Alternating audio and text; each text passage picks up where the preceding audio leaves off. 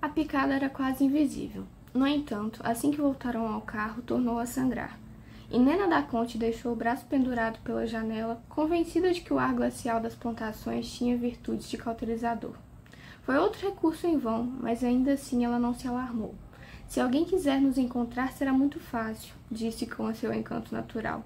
Só vai ter que seguir o rastro do meu sangue na neve. Oi, gente, tudo bem com vocês? Eu me chamo Alana e hoje eu e meu grupo estamos aqui no canal 132 Contos, que é um projeto da professora Natália Gonçalves, do Departamento de Letras da UFV. É um projeto em parceria com os alunos da matéria de Introdução aos Estudos Literários 2. Esse projeto ele consiste em visitar as escolas da nossa cidade para incentivar cada vez mais que os alunos usem o espaço que é feito para eles, né? Mas que infelizmente muitos não sabiam que poderiam fazer uso desse espaço. Tá indo lá justamente para isso e para incentivar cada vez mais. A gente visitou a biblioteca da Escola Estadual Santa Rita de Cássia e lá a gente descobriu um acervo literário muito bom e muito variado. Dentre as diversas obras presentes, a gente escolheu 12 Contos Peregrinos, de Gabriel Garcia Marques, e a gente vai falar um pouquinho mais sobre a obra com vocês. Mas é importante lembrar que esse vídeo não substitui a leitura íntegra da obra. Então, por esse motivo, a gente vai estar disponibilizando um link aqui embaixo para que vocês possam acessar gratuitamente.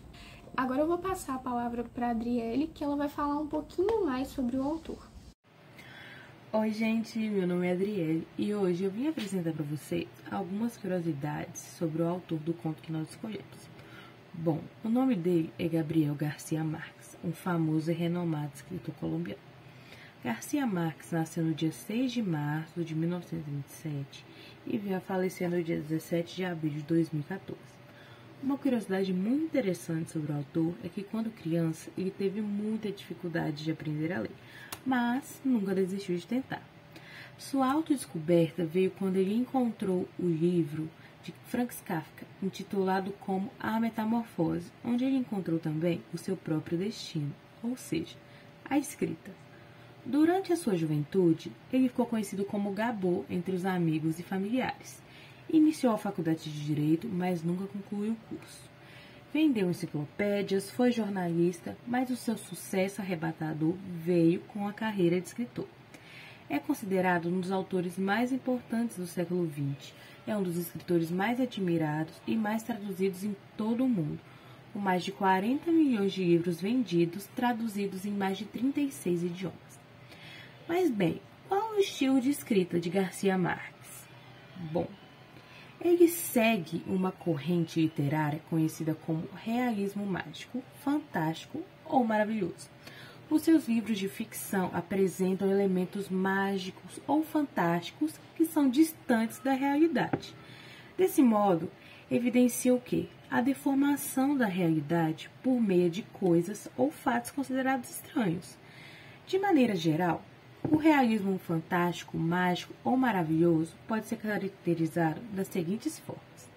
Ele apresenta falta de sentido lógico, situações absurdas, fatos que podem contrariar as leis naturais, acontecimentos sem explicação, capacidade de provocar estranhamento nos leitores e mistérios também.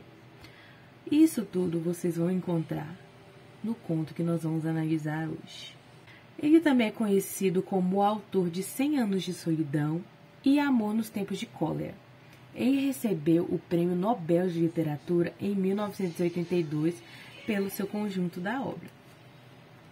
O livro que a gente escolheu para trabalhar é um compêndio chamado 12 Contos Peregrinos, publicado no ano de 1992.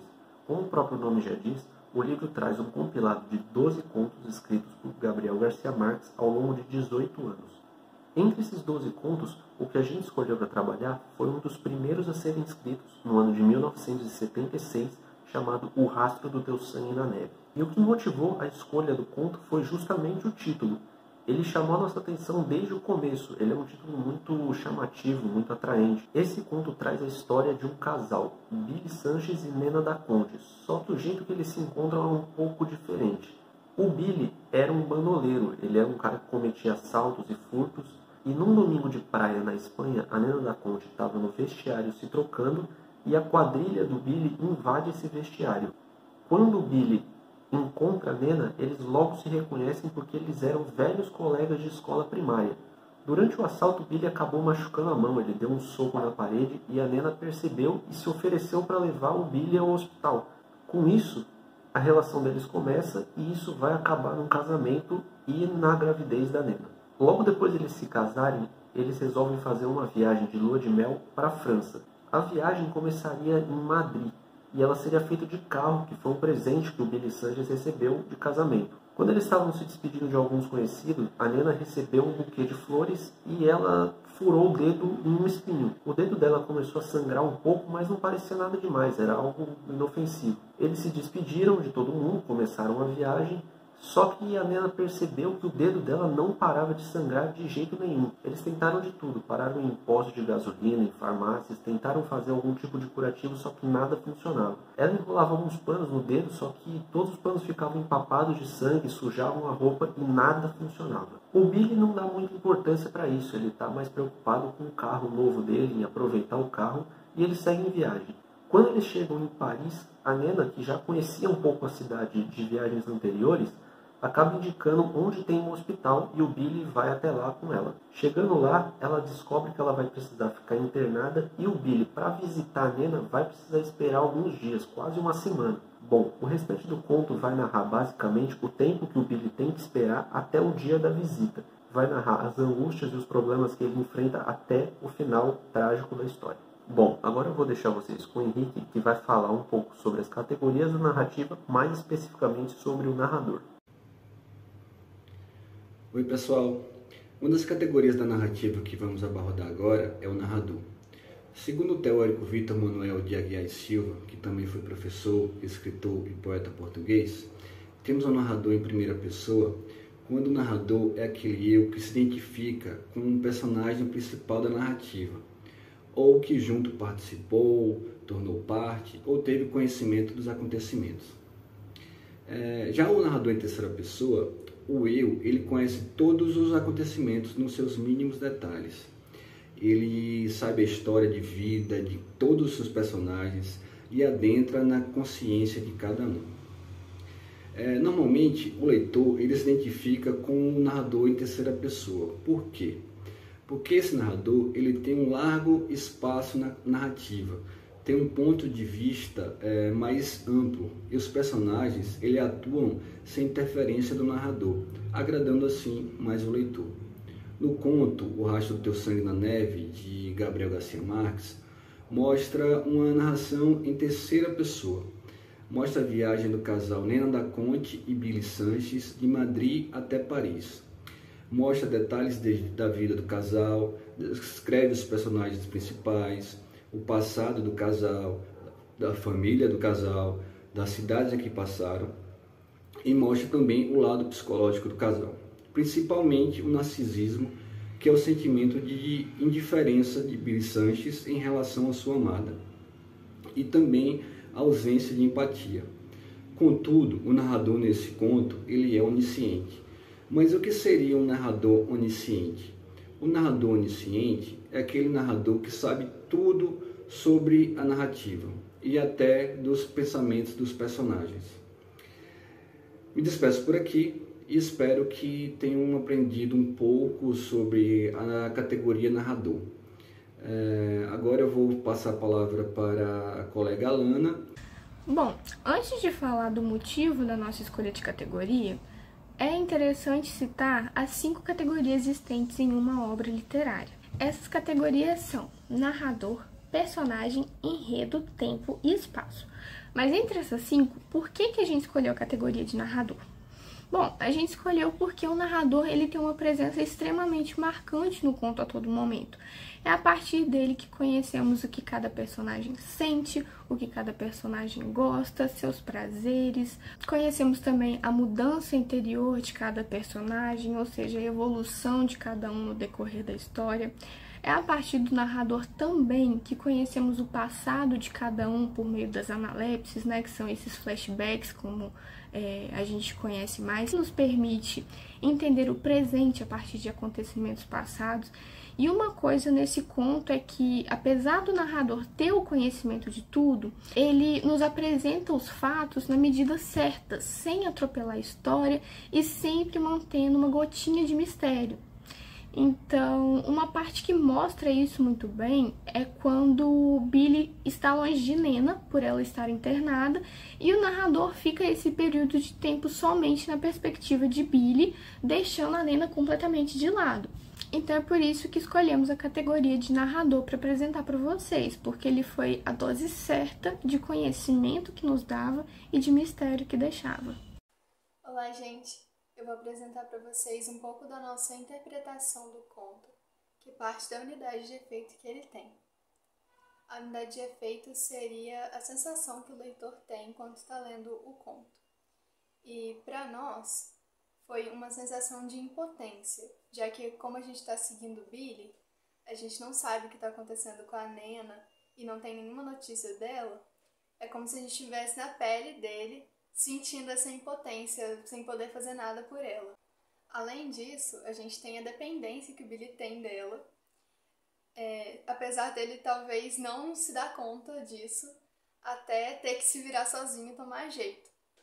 E essa percepção tardia, que também aponta uma faceta do ser humano, digamos assim, de também não dar valor às coisas que tem até perder. E é a partir desse efeito que o texto traz, que a gente chega na nossa reflexão principal, que seria a efemeridade da vida. Não só por ela ser curta ou passageira, mas por ela ser quase líquida. Ao mesmo tempo que ela é tudo, ela é insignificante. Ao mesmo tempo que ela é sublime, ela é vulgar. Ela é fugidia e frágil. Até o título do livro, que é 12 Contos Peregrinos, aponta para uma movimentação constante. E também pode ser aplicada para interpretar esse conto, que seria essa transitoriedade da vida. Ela está sempre em movimento, novas coisas estão sempre acontecendo. Então todos esses detalhes que a gente passa a conhecer da vida dos dois, desde pequenos detalhes como a Nena tocar saxofone, a infância do Billy, e o jeito que eles se conheceram, enfim, todas essas coisas parece que se esvaem e fica só uma lembrança distante, uma coisa amorfa e turva. E uma das últimas frases do livro aponta para esse esquecimento, essa efemeridade da vida, que seria: nem ao menos percebeu que estava caindo no céu uma neve sem rastros de sangue. Ou seja, o Billy, ele sai do hospital e a neve com os rastros do sangue da Nena já está sendo coberta por uma nova, como se tudo aquilo que aconteceu já não tivesse mais sentido nenhum. Agora eu vou passar a palavra para a minha colega Adriele. Bom, e para nós encerrarmos por hoje, fica aqui o lembrete que esse vídeo não substitui a experiência de ler o conto. Por favor, hein, galera, não deixem de ler e se aventurar nessa história que é fantástica, cheia de mistérios, de criar e aprofundar em suas próprias compreensões e teorias sobre o conto. Também não deixem de ler a coleção presente no conto 12 Livros Peregrinos, de onde nós tiramos esse conto, que tem várias histórias fantásticas, com as mesmas pegadas de mistério, de fantasias, desse escritor incrível que é Gabriel Garcia Marques. Se vocês gostaram desse vídeo, por favor, não deixem de curtir, de se inscreverem no canal 132 Contos, de ativar a notificação para quando saírem mais vídeos sobre mais contos, de compartilhar com seus amigos, com seus familiares, com a galera da sua escola, com a galera da sua faculdade, beleza? Deem apoio aí pra gente. E é isso, ficamos por aqui. E até uma próxima. Tchauzinho!